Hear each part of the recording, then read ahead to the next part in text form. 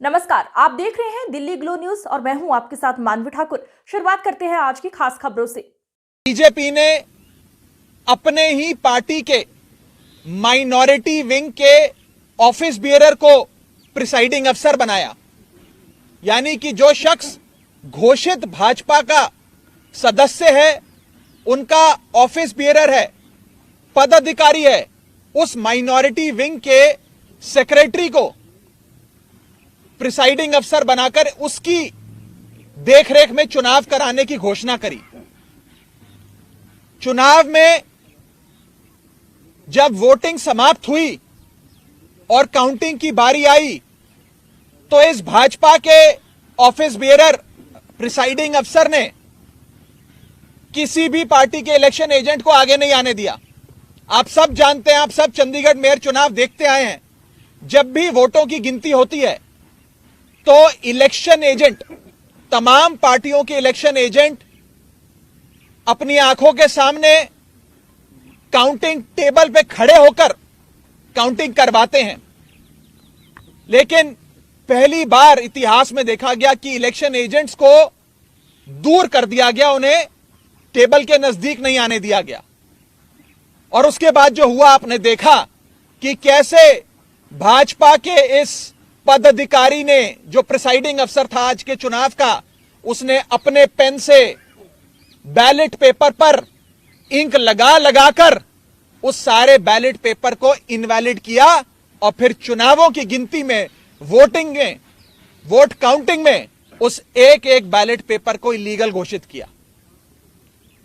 पहली बार चंडीगढ़ मेयर चुनाव में कुल 36 वोटों में से 8 वोट इनवैलिड घोषित कर दिए गए। इतिहास में आज तक नहीं हुआ।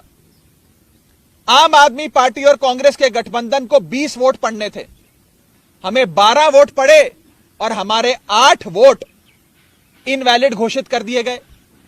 और भाजपा का एक भी वोट इनवैलिड नहीं घोषित किया गया। भाजपा के और उनके कुल वोट 16 थे, उनको 16 वोट पड़े और आम आदमी पार्टी के 20 में से 8 वोटों को इनवैलिड यानी कि अवैध घोषित करके हमारे वोटों को घटाकर 12 कर दिया गया।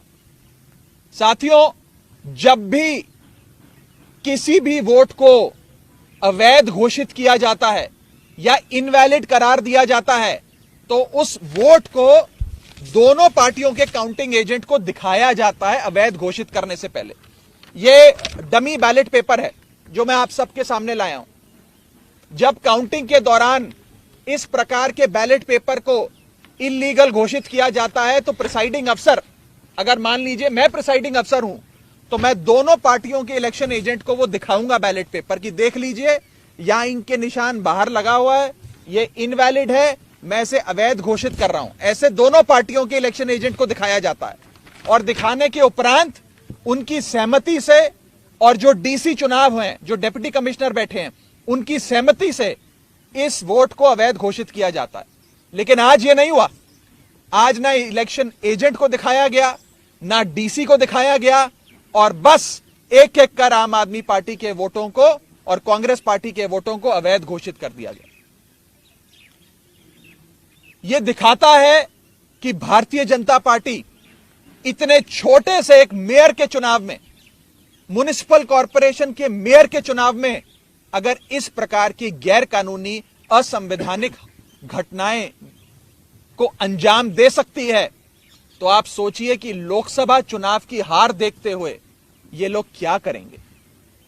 क्या भाजपा इस देश को नॉर्थ कोरिया बनाना चाहती है कि इस देश में चुनाव ही ना हो, और चुनाव सिर्फ उसी स्थिति में हो जहां भारतीय जनता पार्टी पूरी मशीनरी को रिग कर पूरी चुनावी प्रोसेस को विशिएट कर चुनाव जीत सके। साथियों, मैं अनिल मसीह, जो भारतीय जनता पार्टी के माइनॉरिटी विंग के पदाधिकारी हैं और आज के प्रिसाइडिंग अफसर हैं, उनके खिलाफ कार्रवाई की मांग करता हूं।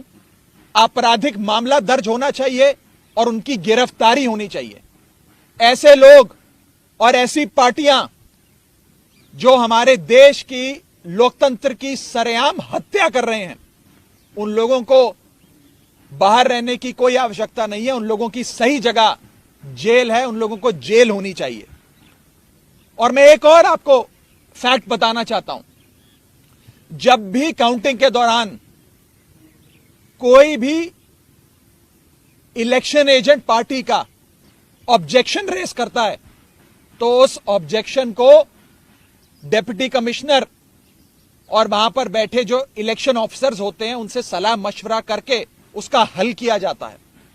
आज पूरे सदन में हंगामा चल रहा था, लोग आपत्ति दर्ज कर रहे थे, प्रिसाइडिंग अफसर के कंडक्ट पे सवाल खड़े कर रहे थे, लेकिन प्रिसाइडिंग अफसर इलेक्शन कराते रहे।